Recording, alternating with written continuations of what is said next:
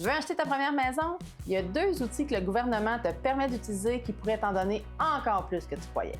Le premier, c'est le CELIAP, le compte épargne libre d'impôt pour l'achat d'une première propriété. En fait, lui, tu peux y mettre 8 000 $ par année jusqu'à un total de 40 000 $. La beauté quand tu déposes l'argent dedans, c'est qu'il y a une déduction d'impôt comme un REER. Mais quand tu le ressors, 0 impôt comme un CELI. Fait que c'est comme le meilleur des 2 mondes.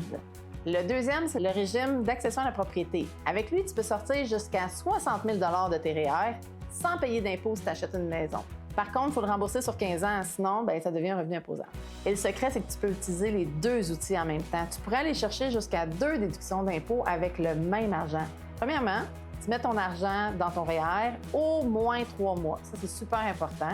Puis, on sort l'argent pour faire l'achat de ta première maison avec le REER.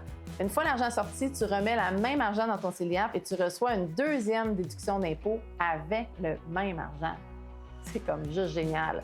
La seule affaire, il faut que tu fasses attention, c'est qu'il faut que ton CELIAP ait été ouvert au moins l'année précédente. Et pourquoi tu peux faire ça? C'est simple, c'est parce que dans ton REER, il faut que tu le gardes 3 mois, mais dans le CELIAP, tu n'as aucun temps minimal pour le laisser. Fait que quand tu as sorti ton argent de ton REER, tu as encore du temps pour le remettre dans le CELIAP, le laisser là, le ressortir, puis passer chez le notaire.